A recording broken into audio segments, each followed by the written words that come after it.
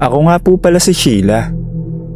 At gusto ko lang ibahagi itong karanasan ko doon sa park namin. Napadaan lang talaga ako. Pagod na ako galing trabaho. At ang gusto ko na lang ay makauwi agad. Alam ko namang delikado dumaan doon, lalo na kapag gabi. Pero bukas pa ang ilaw at mas malaki ang daan. Ilang beses ko na rin namang dinadaanan yun. Wala naman nangyayari. Noong gabing yun, tahimik ang park. Hindi yung normal na tahimik, yung parang may pumipigil sa ingay. Walang hangin. Parang huminto ang mundo doon sa park.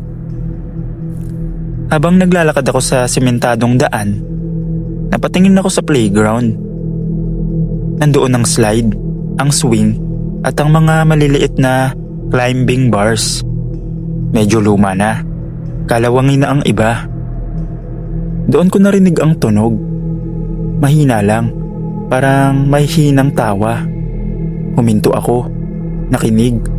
Akala ko mga bata lang na naglalaro kahit gabi na. Pero nang tumingin ako ng mabuti, may mali. May mga gumagalaw sa slide. Hindi sila normal na bata. Maliliit sila. Masyadong maliit. Mga kasing laki ng 5 taong gulang. Pero iba ang galaw. Mabilis. Parang walang mga buto. Nakaupo sila sa slide. Magtatakbuhan sa hagdan. Naguunahan pababa. Hindi ko makita ang mukha nila ng buo. Pero nakita ko ang mga mata. Berde, maliwanag, kumikinang sa dilim. Biglang bumigat ang dibdib ko. Gusto kong umatras pero parang nanigas ang mga paa ko. Hindi ko alam kung ano sila. Hindi ko rin gusto malaman. Dahan-dahan akong umurong. Noong nakaatras ako ng isang hakbang, nakatapak ako ng tuyong dahon. At tumunog ito. Tumigil ang tawanan. Sabay-sabay silang humarap sa akin. Hindi ko na makita ang katawan nila ng malinaw. Mga mata na lang ang nakita ko. Nanlilisik. Nakatutok sa akin. Parang may galit. May isa sa kanila ang tumagilid ang ulo. Parang nagtataka. At doon ko naramdaman, sa akin na sila nakatuon. Tumakbo ako. Hindi ko na nilingon ang playground. Tumakbo ako palabas ng park. Pakiramdam ko, may mga yabag sa likod ko. Maliliit, mabibilis at sabay-sabay. Paglabas ko ng gate, hindi ako huminto. Diretso lang ako pa uwi. Pero ilang minuto na akong tumatakbo. Parang hindi nagbabago ang paligid. Pareho pa rin ang tindahan. Pareho ang poste. Parehong sirang bangketa.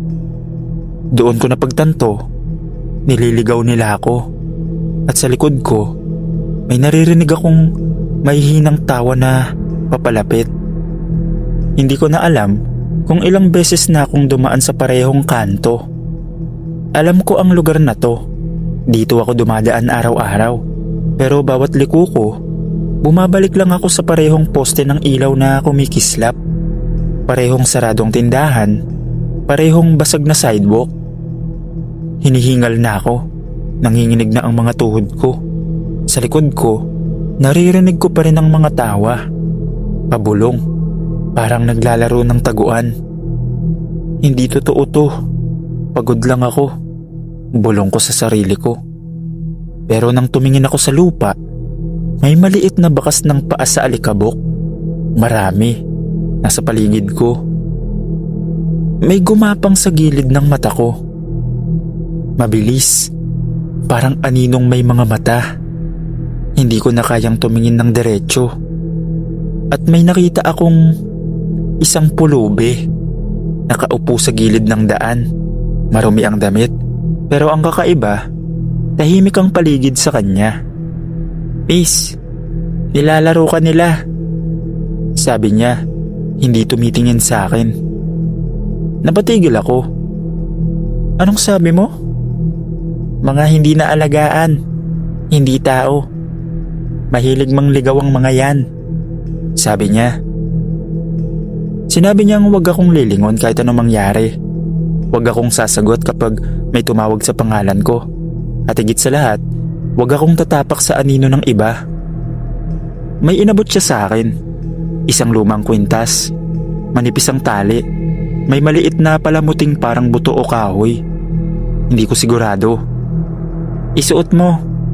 Pag umilaw ang mata nila, humawak ka rito at maglakad lang. Huwag tatakbo. Sabi niya. Ayokong maniwala. Ayokong tanggapin. Pero wala na akong ibang choice. Isinuot ko ang kwintas. Biglang lumakas ang tawanan. Sa paligid ko, isa-isang lumitaw ang mga nilalang. Maliliit, payat, nanlilisik ang berdeng mata. Mas maliwanag na kesa kanina. May isa na halos abutin ng paa ko.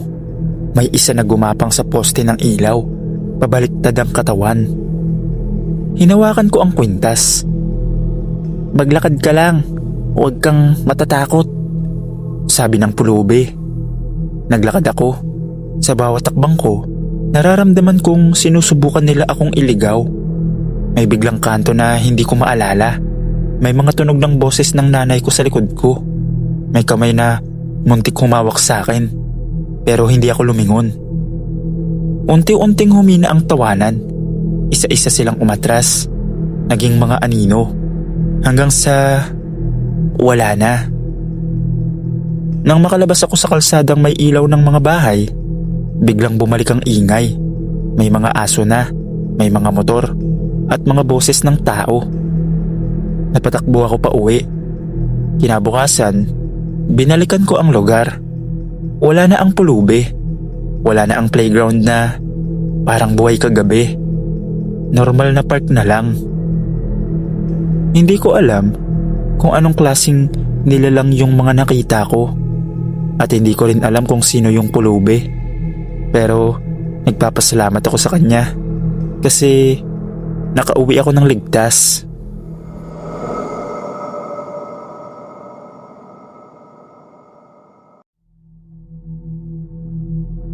Ako po si Sarah.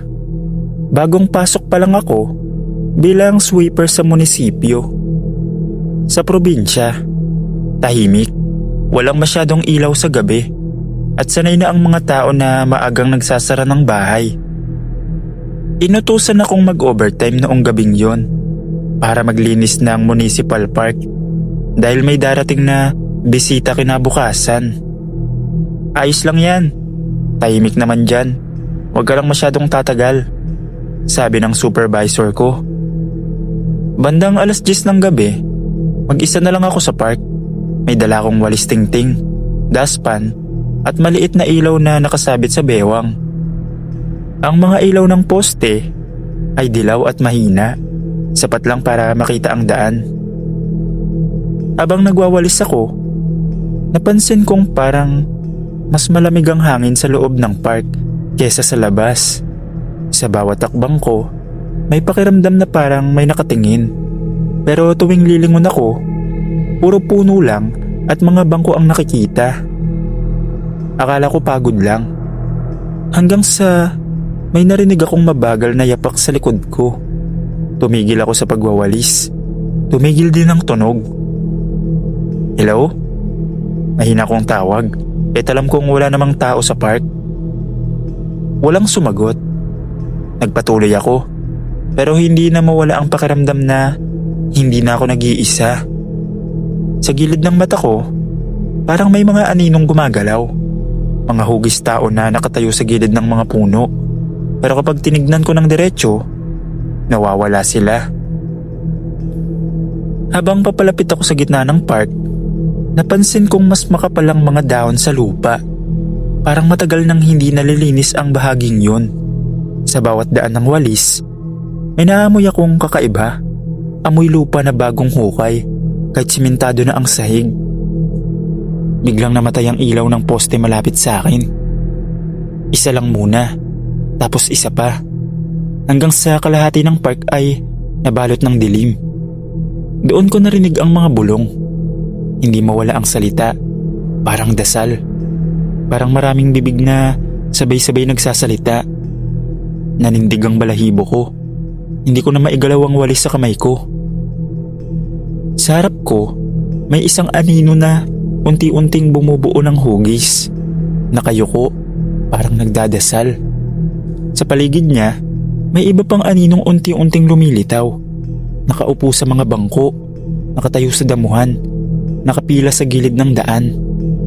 Hindi sila lumalapit, pero ramdam ko, pinapansin nila ako. At doon ko narinig ang pinakamalinaw na bulong sa lahat. Matagal na kaming hindi nalilinis. Nanlamig ang buong katawan ko. Hawak ang walis, napaatras ako ng isang hakbang. Hindi ko alam kung tatakbo ba ako o sisigaw. Ang alam ko lang, hindi na ito simpleng overtime.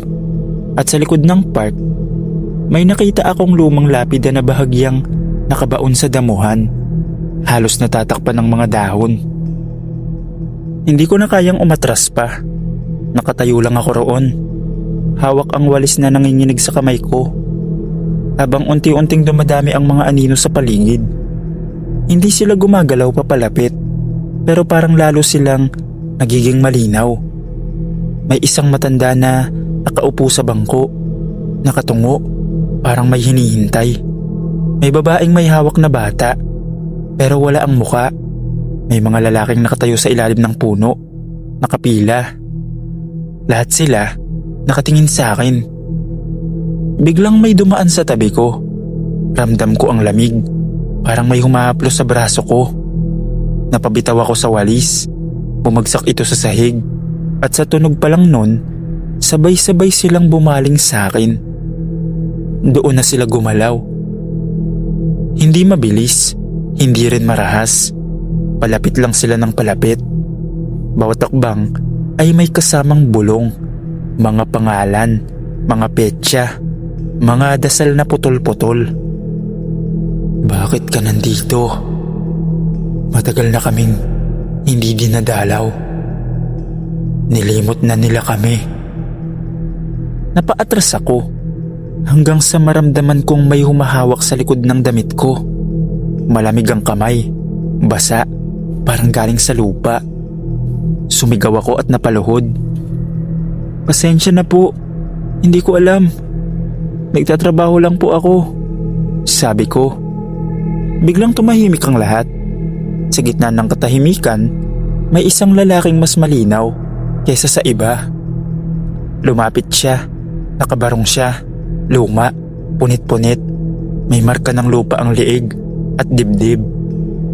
Hindi mo kasalanan, pero paalala ka, sabi niya. Itinaas niya ang kamay niya at biglang nagbago ang paligid. Hindi na park ang nakita ko. Mga lapida, marami, siksikan, walang ilaw, walang pangalan ang iba. Naririnig ko ang iyak, ang dasal, ang kampana ng simbahan. Matagal na panahon na ang nakalipas. Dito kami inilagay, tinubuan, tinaniman ng damo, tinayuan ng park, sabi ng tinig sa paligid.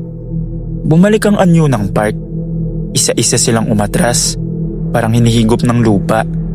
Bago tuluyang maglaho ang huling anino, may bulong na iniwan. Sabihin mo sa kanila, hindi pa kami umaalis. Kinabukasan, nilagnat ako. 3 araw akong hindi pumasok. Nang makabalik ako, tinanong ko ang matandang taga-barangay. Tahimik sila sa una. Hanggang sa isang matanda ang nagsabi. Doon ko nalaman ang totoo. Sementeryo pala talaga ang park noon. Lumang libingan. Panahon pa ng digmaan at epidemya. Nang mapuno, tinabunan na lang at tinayuan ng park. Matapos yun, hindi na ako muling nag-overtime at hindi na rin ako pumasok.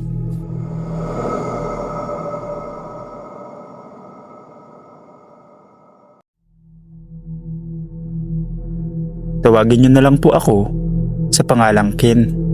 Sarado na ang park ng gabing yun. 11:00 na at ako na lang ang naiwan sa loob.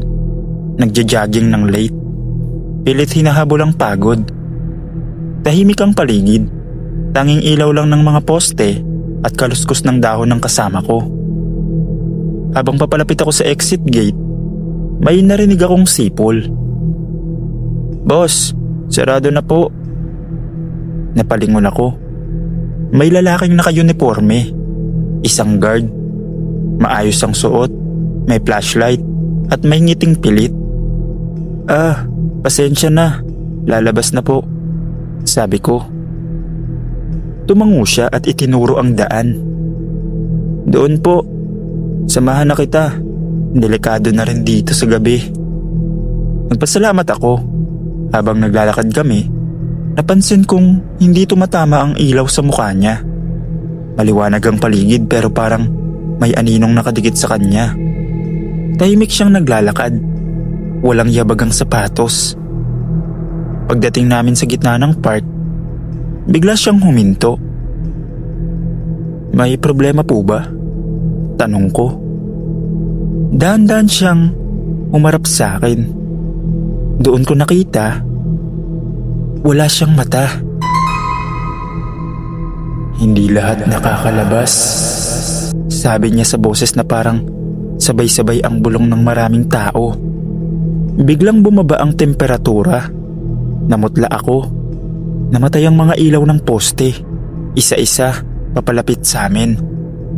Tumakbo ako. Narinig ko ang mga yapak. Ngayon ay mabigat. Maraming paa. Sabay-sabay. Hindi na siya nagsalita. Tumakbo lang siya sa likod ko. Mas mabilis. Sa mismong gate, may humarang. Isa pang guard. Pareho sila ng muka. "Dito po ang tamang labasan,"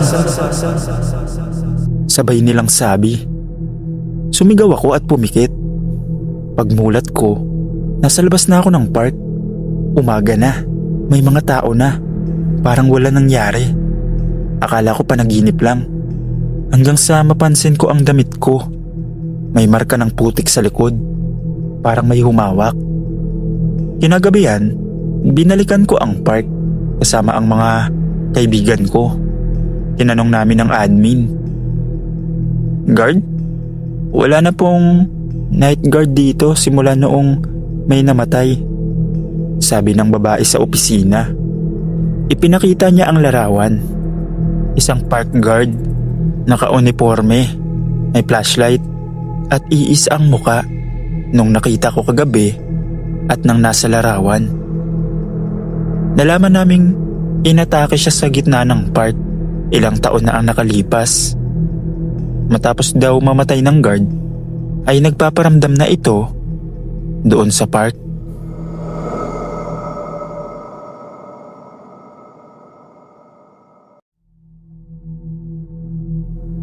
Ako nga po pala si JR. Gabi na nang makapagdesisyon akong dumaan sa park. Hindi yun ang unang beses. Shortcut yun pa uwi. Mas mabilis, mas tahimik. May mga ilaw naman kahit papano. Pero noong gabing yun, parang mas madilim kaysa dati. Parang masyadong tahimik. Sa gitna ng park, nandun ang lumang rebulto. Isang lalaking bato. Nakatayo. Nakatungo ang ulo. Matagal na raw yun dun.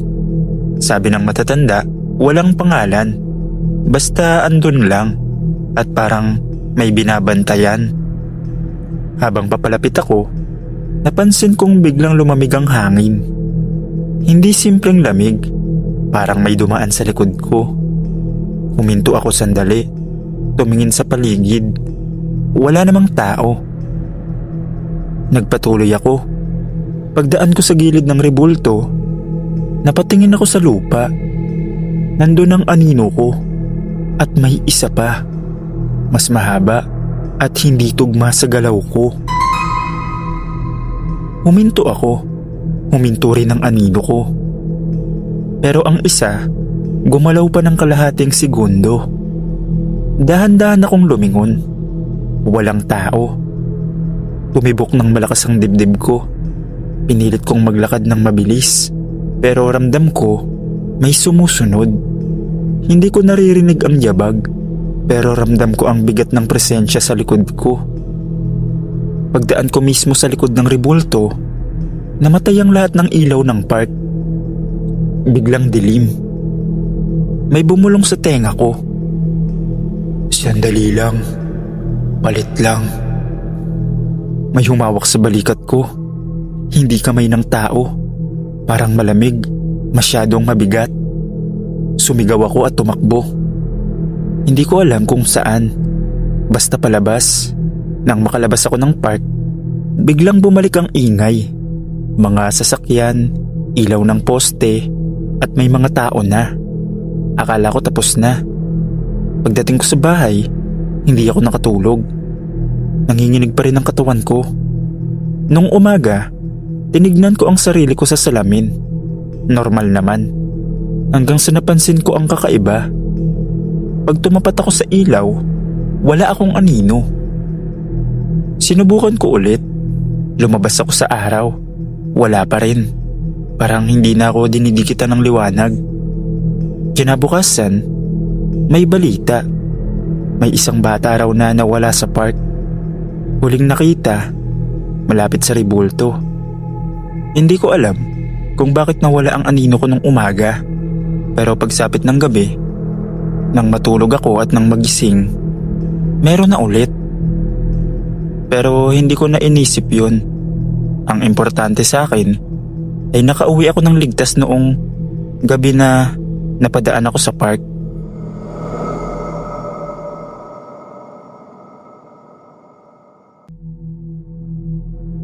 Ako si Tina, bagong cashier sa isang 24 hours convenience store sa Quezon City. 3 linggo pa lang ako rito, pero parang ang tagal na. Siguro kasi halos gabi-gabi akong binabangungot o nakakaramdam ng kung anong malamig na presensya tuwing mag-isa ako sa counter. Sabi ng mga kasamahan ko, normal lang daw yun. Sanayan lang yan, girl. Luma na kasi tong branch na to, sabi ni Mitch, senior staff namin. Pero noong isang gabi, nalaman ko kung bakit palagi akong tumitingin sa bawat sulok ng store. 12:00 ng gabi. Kakatapos lang ng rush hour. Tahimik na ulit. Ako lang mag-isa sa counter habang si Mitch ay nagre-receive ng bagong stock sa likod. Naglilinis ako ng glass counter nang mapansin kong may anino sa labas. Isang lalaking nakatayo sa tapat ng pinto. Hindi ko makita ng malinaw kasi madilim. Pero para siyang may suot na lumang uniforme ng store. Yung luma pa, kulay dilaw at berde, na pinalitan na bago ako ma-hire. Nung tumingin ako sa monitor ng CCTV, wala namang tao sa labas. Kaya binaliwala ko lang. Baka pagod lang ang mata ko. Pero habang lumilipas ang oras, ramdam ko na parang may nakatingin talaga.